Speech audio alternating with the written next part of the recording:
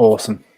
Good to see you. Hey, so new year, new you. There's a lot of, if you're in the same kind of circles I am, there's a lot of circles of new year, new you.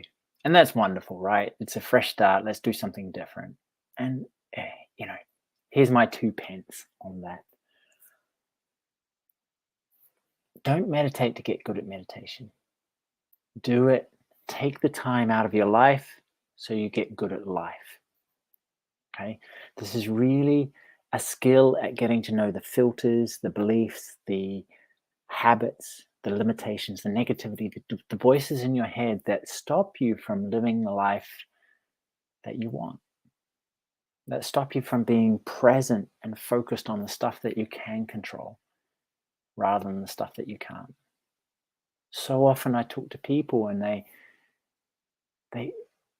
they don't get why meditation is a benefit, but it's powerful. It's so powerful. Now, one thing you've got to understand is it's not about stopping your mind. I look out the window, it's beautiful, clear, still, sunny. Yesterday it was rainy, windy, bush, full noise. Your mind is very similar, and you have to realize that. Meditation is not the practice of stopping, it is the practice of stepping back. If you get that, your whole meditation mindfulness practice will be simple and easy. It's simply showing up to what is, not being lost in it, but detached, removed, content in the experience of now. Okay? Keep it that simple, almost like a washing machine. Traditionally, what we've got into is the mode of life where we're in the washing machine of our mind. We have a good mind. If we have a good washing load, we're happy. If we have a terrible mind, terrible thoughts, terrible emotions, we're deeply unhappy. We're constantly trying to escape or engaged, trying to escape or chase a certain mindset, certain feeling. Very difficult indeed. It's like changing the weather out there, out my window.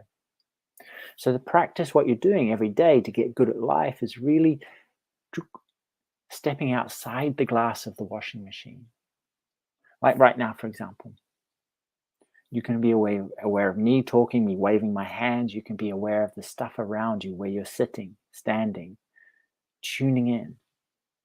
And this tuning in, it distances yourself in some way. Hey, Paula, it doesn't make you not feel, but it stops you from getting lost in a small part. It gives you a bigger picture. You can see things clearer. You can see the content clearer, right? From there, you can do things. You can focus on what you can control, what you can't. Super important. So don't make it about forcing your mind to stop. The only practice really is stepping back, and something like ascension, the attitudes allow you to do that. Put more attention on where you are, who you are. The breath, whatever you use is good enough, but use it skillfully. You know, the Buddhists have this thing where this distinction between unskillful and skillful, and we're moving from one state to another. And part of that is learning the correct attitude or approach to our minds. Again, it's not about stopping, it's about stepping back from them so you can appreciate so much more. So you have so much more freedom. Okay? Now, in that, sometimes your mind's just going to be busier. Sometimes the storms are going to be raging. And you have to understand that your mind is the continuation, the momentum of history. What you're seeing here is very much your past.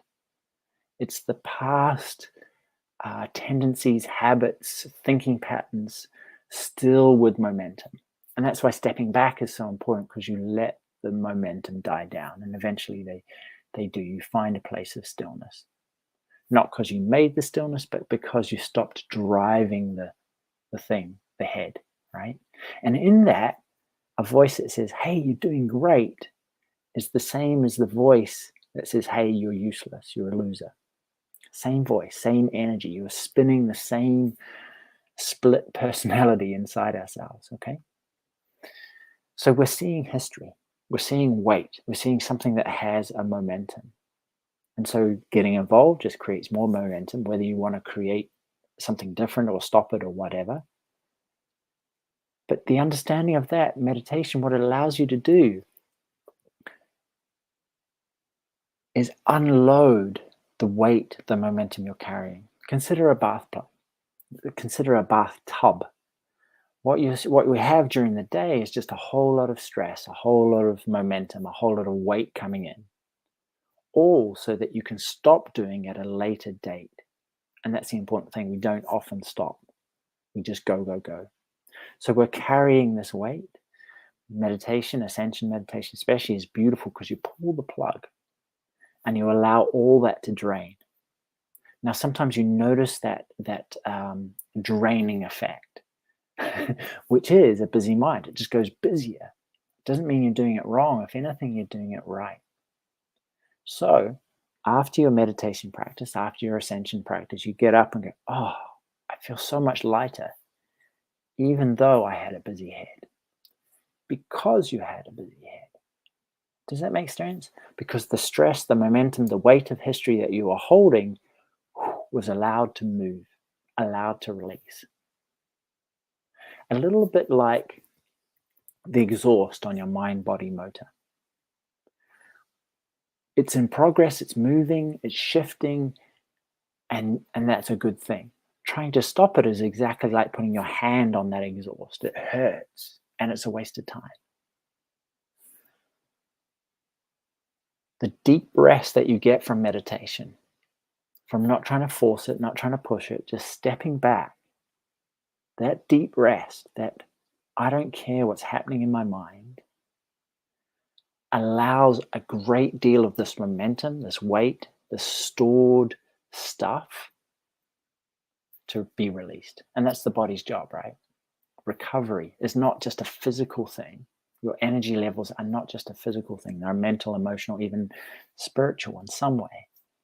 So it's the allowing of this letting go, lightening the load, gaining more energy, just like a bath plug. So every time you do a session, you're pulling the bath plug, you're allowing a lot of the stuff to just be released. A good thing.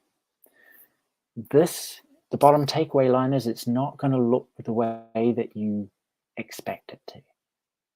And if you can expect that it's not going to look the way that you want it to, brilliant. And that's the deal, unattachment. The unattachment to your mind, to your sessions, looking any particular way. And that's why I often say to people, look, in the early days, don't judge why you're doing this on the experience during a session. Judge it on how you are afterwards in life itself. Again, moving back to you, don't ascend, don't meditate to get good at ascension or meditation, do it to get good at life. Because especially in the early days while you're working out what's right and wrong, what's easy, what's skillful and unskillful, it's important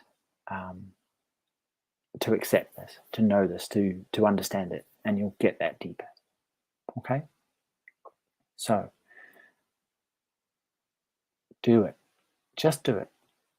Regardless of the result. It'll always give you exactly what you need. And as I said, not necessarily what you want or expect. But if you allow that, completely allow that, it'll be all good. Yes. So Paul is saying, I used to be troubled by the stuff coming up, but these days I welcome it and see it as a clearing. Exactly. You just go, good job. Well done. You're doing exactly what you need. Because on the other side of this clearing, so to speak, is greater presence, is greater Teflon. So when life gets thrown at you, it just slides right off. It doesn't stick. You don't carry it. You don't hold it. You don't spend days and days thinking about it. And you're right. It's so fascinating about what you see, what you're conscious of. Like all these things, it's like an iceberg, right? You only see the tip. There's so much more that you don't see. So it's an important understanding that your meditation, your ascension practice have done with ease, we've done with skillfully.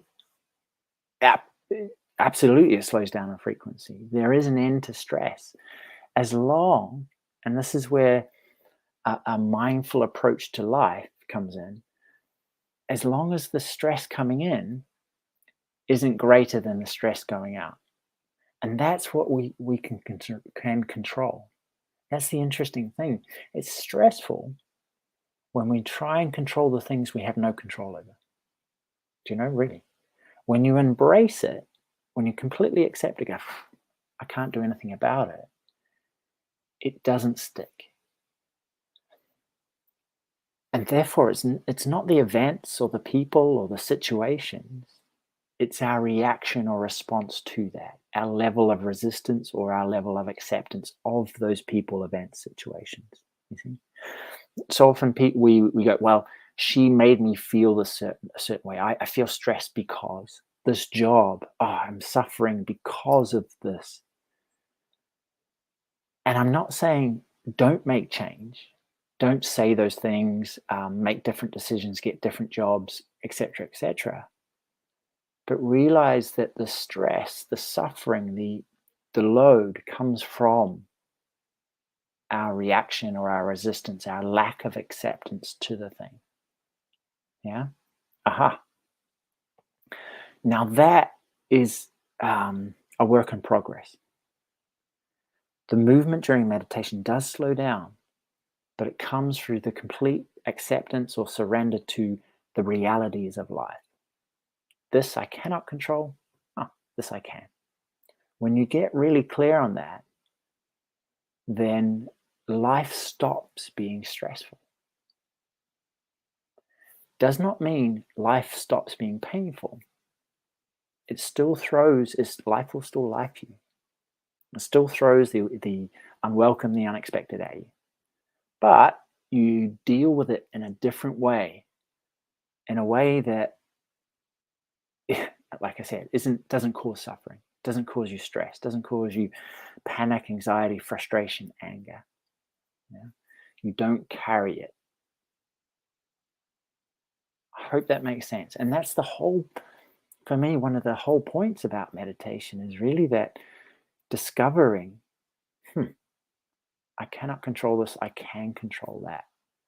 That wisdom to know the difference, as the Serenity Prayer goes, comes from direct experience through insight, mindfulness, meditation. Yeah. I hope that makes sense. Let me know.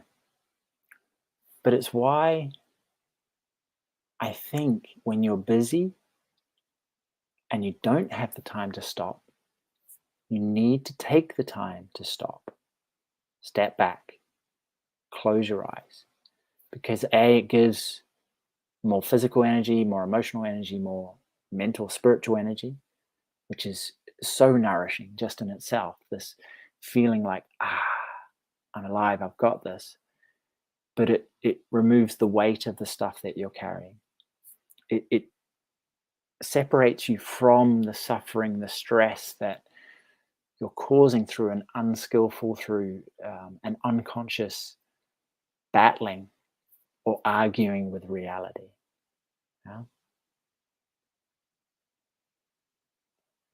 Easy for me to say, harder for you to directly experience, and only hard because we've done it a certain way. So that skillful shift is therefore about doing it another way. And that, like all things, learning, growth, takes practice, takes repetition. Yeah? The more you do it, the better you're going to get. I'm glad that makes sense.